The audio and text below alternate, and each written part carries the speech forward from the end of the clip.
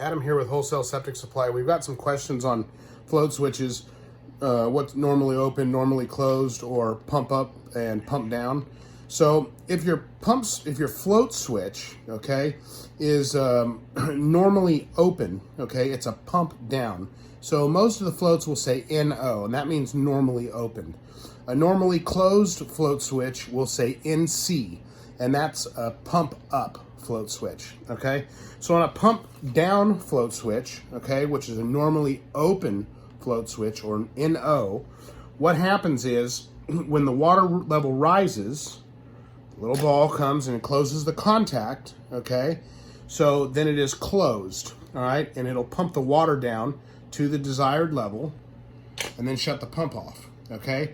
On a normally closed float switch, it's a pump up. So it's mostly in like a water trough or some kind of clean water situation where, let's say a tank is getting empty and you don't want the tank to be emptied all the way. So the float drops down, and when the water level gets to a certain level, the water then, a pump will then turn on to fill the tank up, and it'll pump it up to a certain level, okay? And then the float switch will do the reverse of that, and it'll open and it'll shut the pump off, okay?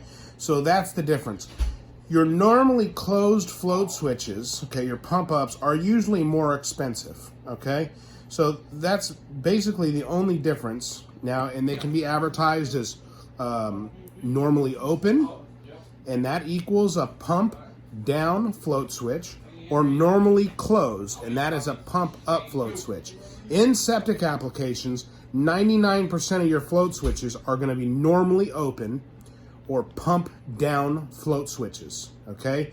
There was some rare instances where some people did a normally closed float, and it confused a lot of the service providers and installers even, that either they put a normally open float, a pump down float on there, and it wouldn't work. It was doing the reverse, so it was really frustrating. You had to rewire the panel. It was just a disaster.